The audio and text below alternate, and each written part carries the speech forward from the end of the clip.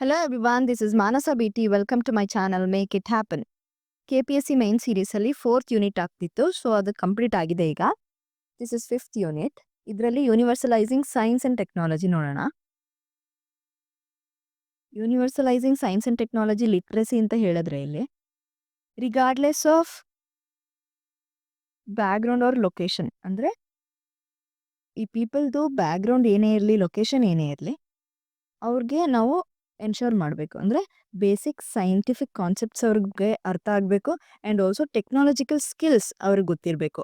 So ಇದನ್ನೆಲ್ಲ ಅರ್ಥ ಮಾಡ್ಕೊಳ್ಳೋಕ್ಕೆ ಮತ್ತು ಆಕ್ಸೆಸ್ ಮಾಡೋಕ್ಕೆ ನಾವು ಅದನ್ನು ಹೆಲ್ಪ್ ಮಾಡಬೇಕು. ಸೊ ಇದನ್ನು ಲಿಟ್ರಸಿ ಅಂತ ಹೇಳ್ತೀವಿ, ಅಂದರೆ ಯೂನಿವರ್ಸಲೈಸಿಂಗ್ ಸೈನ್ಸ್ ಆ್ಯಂಡ್ ಟೆಕ್ನಾಲಜಿ ಲಿಟ್ರಸಿ ಅಂತ ಕರಿತೀವಿ. ಓಕೆ, ಮತ್ತು ಆ್ಯಕ್ಟಿವ್ ಪಾರ್ಟಿಸಿಪೇಷನ್ ಇರಬೇಕು ಅವ್ರಿಗೆ. ಅಂದರೆ ಯಾವ ಥರ ಸೊಸೈಟಿಯಲ್ಲಿ ಸೈನ್ಸ್ ಆ್ಯಂಡ್ ಟೆಕ್ನಾಲಜಿ ಈಗ ಇನ್ಕ್ರೀಸ್ ಆಗ್ತಾ ಇದೆ ಅಲ್ವಾ.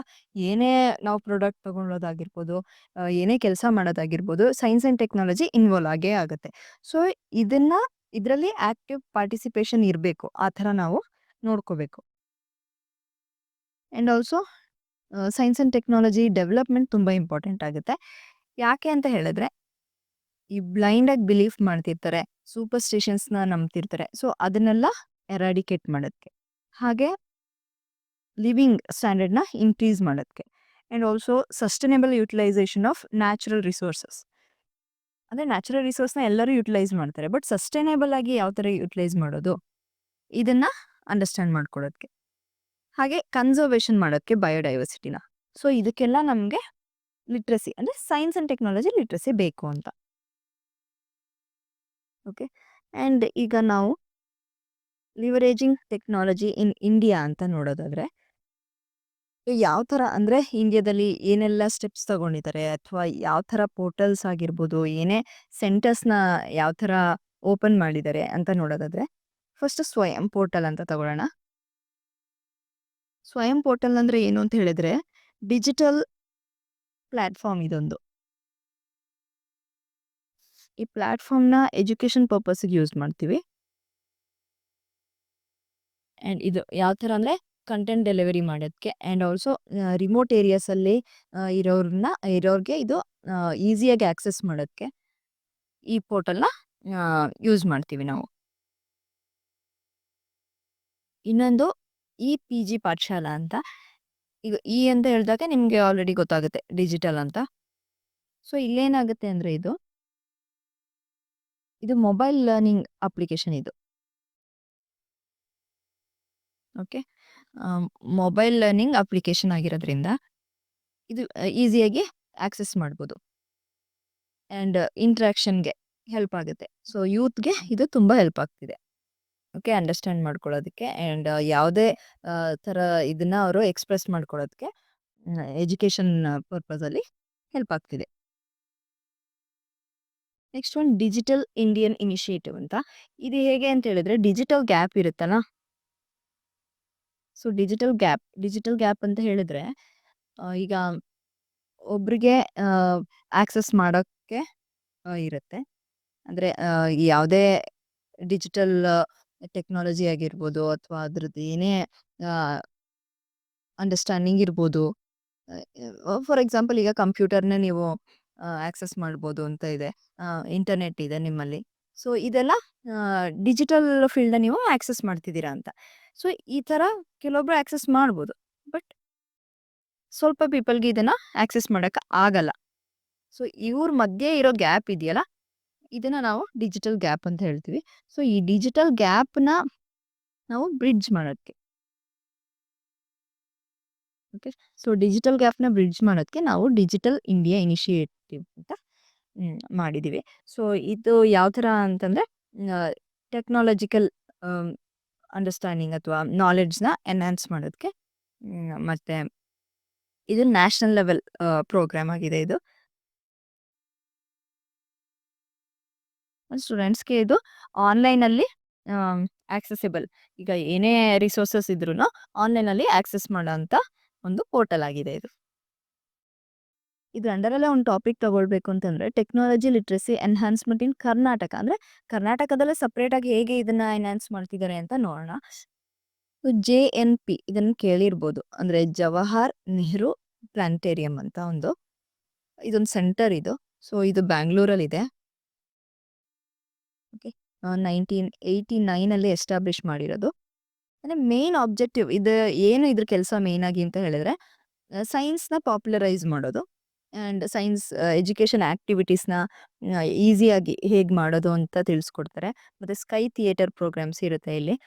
ಅಂದ್ರೆ ಕಂಪ್ಲೀಟ್ ಆಗಿ ಸ್ಪೇಸ್ ಬಗ್ಗೆ ನಾಲೆಡ್ಜ್ ಕೊಡೋದಾಗಿರ್ಬೋದು, ಪ್ಲಾನೆಟ್ಸ್ ಬಗ್ಗೆ ಅದೇ ಸೋಲಾರ್ ಸಿಸ್ಟಮ್ ಅಂತ ಹೇಳ್ಬೋದು. ಸೊ ಇದ್ರ ಬಗ್ಗೆ ಎಲ್ಲ ಅವರು ನಾಲೆಡ್ಜ್ ಕೊಡ್ತಾರೆ ಆ್ಯಂಡ್ ಸ್ಟೂಡೆಂಟ್ಸ್‌ಗೆ ಹೇಗೆ ಈಸಿಯಾಗಿ ಸೈನ್ಸ್‌ನ ಕಲಿಯೋದು ಇದನ್ನೆಲ್ಲ ತಿಳಿಸ್ಕೊಡ್ತಾರೆ. ಸೊ ಇದು JNP ಅಂತ.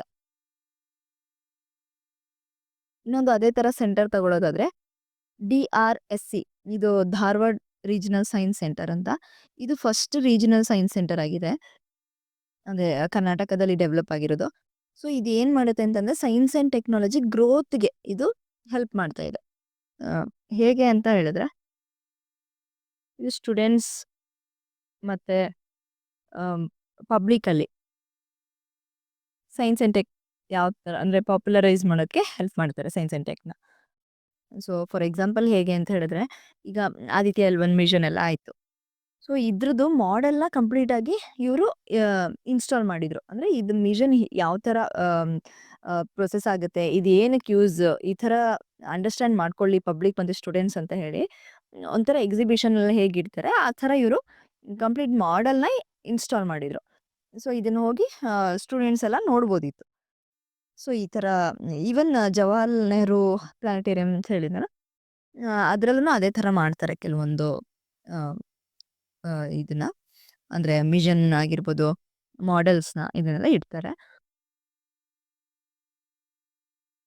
ನೆಕ್ಸ್ಟ್ ಒನ್ PRSC, ಇದು ಪಿಲಿಕುಲಾ ರೀಜನಲ್ ಸೈನ್ಸ್ ಸೆಂಟರ್. ಇದು ಮಂಗಳೂರಲ್ಲಿದೆ. ಓಕೆ. ಇದು ಅಷ್ಟೇ ಫಸ್ಟ್ 3D ಪ್ಲಾಟ್ಫಾರ್ಮ್ ಇದು. ಅಂದ್ರೆ ಪ್ಲಾಟ್ಫಾರ್ಮ್ ಅಂತ ಹೇಳಾಗೆ ಪ್ಲಾನೆಟೇರಿಯಂ ಅಂತ ಹೇಳ್ಬೋದು. ಇದು ಅಷ್ಟೇ ಅಕಾಡೆಮಿಕ್ ಫೀಲ್ಡ್ ಅಲ್ಲಿ ಜಾಸ್ತಿ ಅಟೆನ್ಷನ್ ತೋರಿಸ್ತಾರೆ. ಮತ್ತೆ ಇನ್ನೂ ಒಂದು ಇದೆ ಪೊಲ್ಯೂಷನ್ ಕಂಟ್ರೋಲ್. ಪೊಲ್ಯೂಷನ್ ಕಂಟ್ರೋಲ್ ಅಲ್ಲೂ ಇದ್ರದ್ದು ಇವರು ವರ್ಕ್ ಮಾಡ್ತಿದ್ದಾರೆ. ಇನ್ನು ಸೆಂಟರ್ಸ್ ಬಿಟ್ಟು ಇನ್ನೂ ಕೆಲವೊಂದು ಸ್ಟೆಪ್ಸ್ ತಗೊಂಡಿದ್ದಾರೆ ಕರ್ನಾಟಕ ಗೌರ್ಮೆಂಟ್. ಯಾವ ಥರ ಅಂತ ಹೇಳಿದ್ರೆ ಸ್ಟ್ರೀಮ್ ಲ್ಯಾಬ್ಸ್ ಅಂತ ಇದೆ, ಶಿಕ್ಷಾ ಕೋಪೈಲಟ್ ಅಂತ ಇದೆ. ಸೊ ಸ್ಟ್ರೀಮ್ ಲ್ಯಾಬ್ಸ್ ಅಂದ್ರೆ ಏನು ಅಂತ ನೋಡೋಣ. ಸೊ ಅದ್ರ ಫುಲ್ ಫಾರ್ಮ್ ಏನಂತ ಹೇಳಿದ್ರೆ science, technology, robotics, environment and ecology, astronomy, mathematics ಅಂತ. ಸೊ ಇದೇನು ಅಂತ ಹೇಳಿದ್ರೆ ಅನುಕೂಲ ಮಾಡಿಕೊಡೋದು ಸೈನ್ಸ್ ಎಕ್ಸ್ಪೆರಿಮೆಂಟ್ಸ್‌ಗೆ. ಹಾಗೆ ಸೈನ್ಸ್ ಬಗ್ಗೆ ಏನೇ ಕಲಿಬೇಕು ಅಂತ ಹೇಳಿದ್ರೆ ಸ್ಟೂಡೆಂಟ್ಸಲ್ಲಿ ಫೆಸಿಲಿಟೇಟ್ ಮಾಡ್ತಾರೆ experimental science learning among students. Next ಒಂದು ಶಿಕ್ಷಾ ಕೋ ಪೈಲಟ್ ಅಂತ ಇದೆ ಅಂತ ಹೇಳಿದ್ರೆ ಜನರೇಟಿವ್ AI ಡಿಜಿಟಲ್ ಅಸಿಸ್ಟೆಂಟ್ ಇದು. ಆ್ಯಂಡ್ ಇದು ಮೇನ್ ಆಗಿ ಪ್ರೈಮರಿ ಯಾಕೆ ಇದು ಮಾಡಿದ್ರು ಅಂತ ಹೇಳಿದ್ರೆ ಟೀಚರ್ಸ್‌ಗೆ ಹೆಲ್ಪ್ ಆಗಕ್ಕೆ. ಸೊ ಸ್ಟೂಡೆಂಟ್ಸ್‌ಗೆ ಏನೇ ಕ್ವಿಜ್ ಥರ ಮಾಡೋದಾಗಿರ್ಬೋದು, ಸೊ ಏನೇ ಕ್ವೆಷನ್ಸ್‌ನ ಹೊಸದಾಗಿ ಫಾರ್ಮ್ ಮಾಡೋದಾಗಿರ್ಬೋದು, ಅದಕ್ಕೆಲ್ಲ ಹೆಲ್ಪ್ ಆಗಲಿ ಅಂತ ಟೀಚರ್ಸ್‌ಗೆ ಹೆಲ್ಪ್ ಆಗಲಿ ಅಂತ ಮಾಡಿದ್ದೊಂದು ಪೋರ್ಟಲ್ ಇದು. ಅಥವಾ ಆ್ಯಪ್ ಅಂತ ಹೇಳ್ಬೋದು. ಸೊ ಇದು ಈಗ ನೆಕ್ಸ್ಟ್ ಏನಕ್ಕೆ ಹೆಲ್ಪ್ ಆಗ್ತಿದೆ ಅಂತ ಹೇಳಿದ್ರೆ ಯಾವ ಥರ ಲರ್ನಿಂಗ್ ಪ್ರೊಸೆಸಲ್ಲಿ ಹೆಲ್ಪ್ ಆಗ್ತಿದೆ ಅಂತ ಹೇಳಿದ್ರೆ 5 ಈಸ್ ಇದನ್ನ ಅಚೀವ್ ಮಾಡೋಕ್ಕೆ ಸ್ಟೂಡೆಂಟ್ಸ್‌ಗೆ ಹೆಲ್ಪ್ ಆಗ್ತಿದೆ. ಸೊ 5 ಈಸ್ ಅಂತ ಹೇಳಿದ್ರೆ ಇಲ್ಲಿ ಏನಂತ ಹೇಳೋದಾದ್ರೆ ಎಂಗೇಜ್, ಎಕ್ಸ್‌ಪ್ಲೋರ್,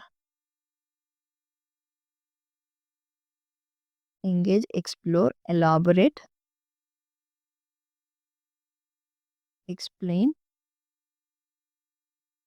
ಮತ್ತೆ ಎಲಿವೇಟ್.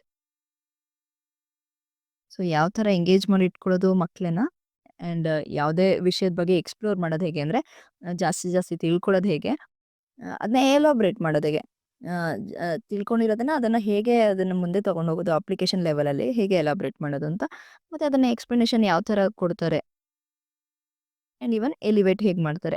ಸೊ ಇದೆಲ್ಲ ಈ 5 ಈಸ್ ಇದನ್ನ ಕಂಟೆಂಟ್ ಲರ್ನಿಂಗ್ ಬೇಸ್ ಮೇಲೆ ಹೆಲ್ಪ್ ಮಾಡುತ್ತೆ ಇದು ಈ ಆ್ಯಪ್.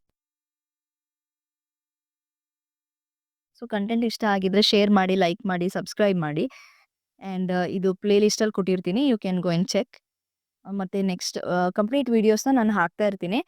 ಕಂಪ್ಲೀಟಾಗಿ ಈ ಸೈನ್ಸ್ ಆಂಡ್ ಟೆಕ್ನಾಲಜಿ ಏನಿದೆ ಅದೆಲ್ಲ KPSCಗೆ ಅಂದ್ರೆ KAS ಎಕ್ಸಾಮ್‌ಗೆ ಏನೆಲ್ಲ ಬೇಕೋ ಮೇನ್ಸ್‌ಗೆ ಅದು ಕಂಪ್ಲೀಟಾಗಿ ಮಾಡ್ಕೊಡ್ತೀನಿ. Thank you.